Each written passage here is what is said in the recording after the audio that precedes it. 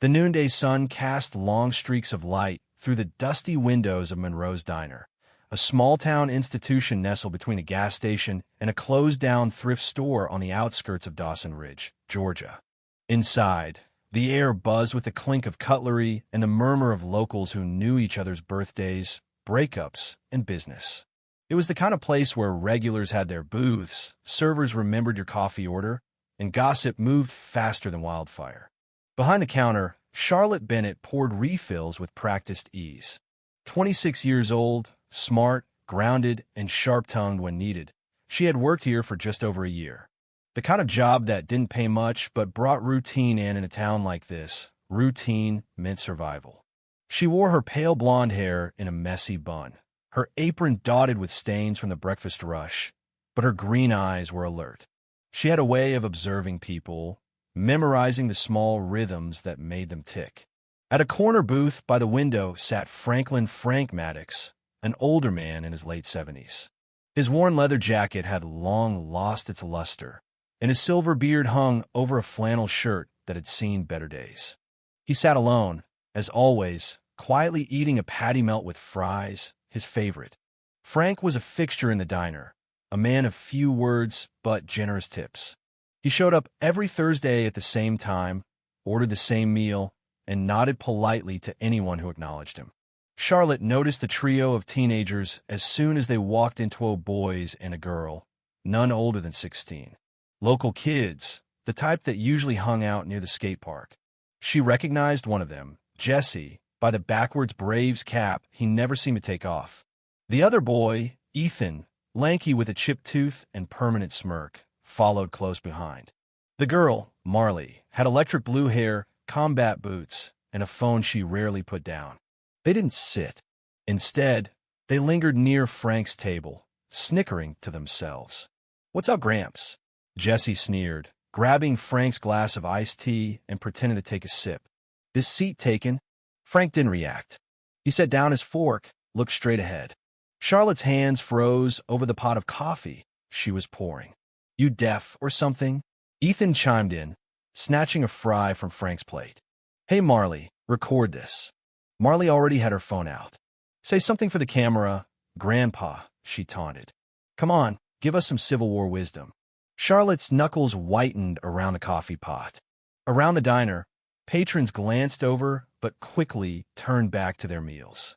The unspoken rule of small towns, don't get involved. Frank didn't move. His face was stone, but the set of his jaw said everything. Charlotte couldn't take it. She slammed the pot back onto the warmer and marched toward the corner. "Hey," she snapped. Her voice cut through the air like a knife. "Leave him alone." The kids turned, momentarily startled. "Relax, lady," Jesse said, grinning. "We're just having some fun." "This isn't fun," Charlotte said firmly. "It's harassment. And if you don't walk out that door right now, I will make sure you're banned from here. Forever." Marley laughed, phone still recording. "What are you going to do? Call the cops. Or I could call your parents," Charlotte replied, stepping closer. "I'm sure they'd love to see this little video." Marley's smile faltered. Ethan shifted uncomfortably. Jesse rolled his eyes, but took a step back. "This place sucks anyway," he muttered.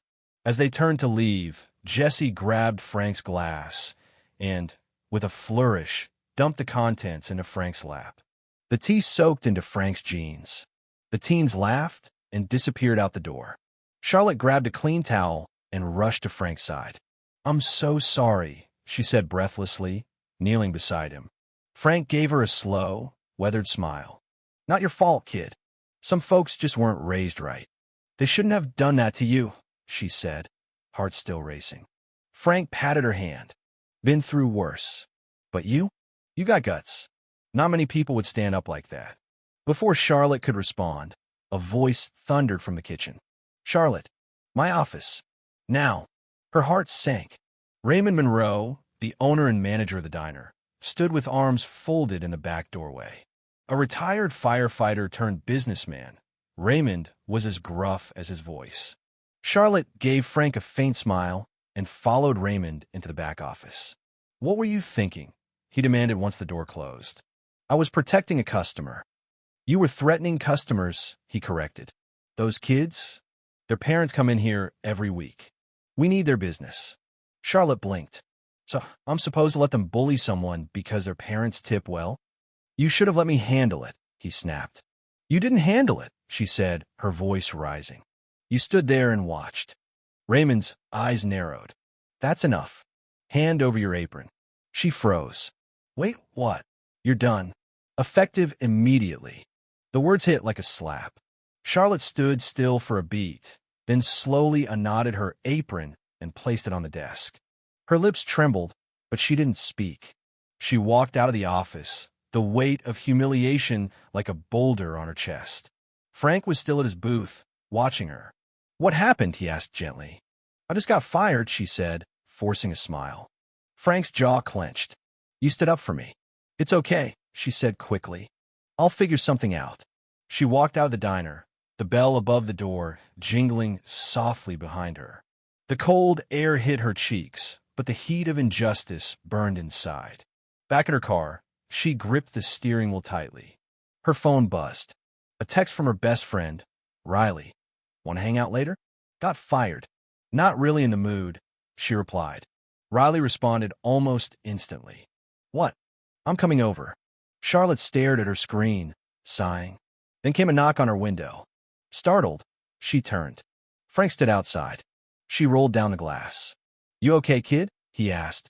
Charlotte smiled weakly. Not really. Frank nodded like he understood. Then, reaching into his jacket, he pulled out a card. If you ever need anything, call this number, he said. Charlotte looked at it. Plain white. Just a number in bold black ink. No name. No logo. What is this? A lifeline, Frank said. Then he turned and walked away. That night, Charlotte couldn't sleep.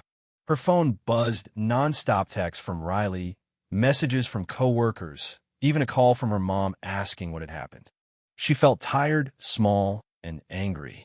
But then something strange happened. Riley texted, "Go on Facebook." Now, Charlotte opened the app. Her feed was flooded with shares of video. The video, the one Marley had recorded. It had everything: the taunts, the harassment, Charlotte stepping in, the confrontation, and her firing. The caption read, "Waitress stands up for elderly veteran. Gets fired for it. Justice?" Her stomach flipped as she read the comments. This is disgusting. Where's this diner? Let's shut them down. Give this woman a job. The video had racked up 200,000 views in under 2 hours. Then another notification popped up, a live stream. Charlotte clicked on it. The camera was shaking. A voice said breathlessly, "You won't believe this. Hundreds of biker shunners are pulling up outside Monroe's right now." The camera turned. Charlotte gasped. The entire parking lot was swarmed with motorcycles. Dozens. Hundreds. Leather jackets, roaring engines, boots hitting pavement. And in front of them, standing tall, was Frank Maddox. Her phone rung an unknown number. "Hello." A deep, gravelly voice replied. "Charlotte." "Yes. We've got your back." Her hand trembled. "Who is this?" "Let's just say you made a lot of friends today." Then the line went dead. Charlotte stood there frozen, the roar of engines echoing through the live stream. Then Riley called. "You're trending on Twitter." "Trending. And businesses are offering you jobs." "What?" "Restaurants, coffee chains, security companies, law firms." "Charlotte." A new text arrived. "Come to the diner."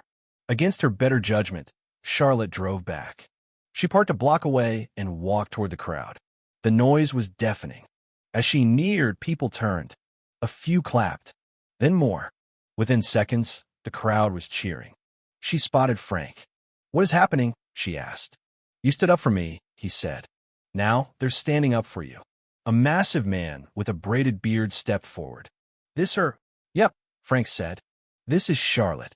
"I'm Rex," the man said, shaking her hand. "President of Steel Vows MC." She barely had time to process when the diner's door swung open. Raymond Monroe stepped out, looking pale. Rex turned to Charlotte. "This the guy?" "Yes." Rex stepped forward. "You fired her for doing what was right." Raymond raised his hands. "Tu didn't mean." "No." Rex cut him off. "You meant it. You chose money over respect. You let a vet be humiliated." Then he pointed behind him. "These folks, we got money too. and not a single dollar will ever be spent here again. Raymond's mouth opened and closed. Frank stepped beside Rex. Fix it. If I give you your job back, Raymond stammered, will this go away? Charlotte looked around, then back at him. No, she said. I don't want her job. I want you to apologize. To Frank. Now. Raymond looked ready to faint, but he turned to Frank. I'm sorry. And those kids? Charlotte added. Banned, Raymond said quickly. Forever. Rex nodded. Smart move. Charlotte turned to Frank. Let's go. As they walked off, the crowd erupted in cheers. The next morning, Charlotte woke up to hundreds of notifications. Her inbox was overflowing. Job offers, interviews, requests for speaking engagements. One stood out. Charlotte, I run a security firm for VIPs. We want you on our team. Call me. She called. The man on the line, Sam Carter, offered her a career. You've got integrity, he said, and we need more people like you. Charlotte looked out the window. Yesterday, she was just a waitress. Today, she was something else, and she was finally ready to see where that would lead.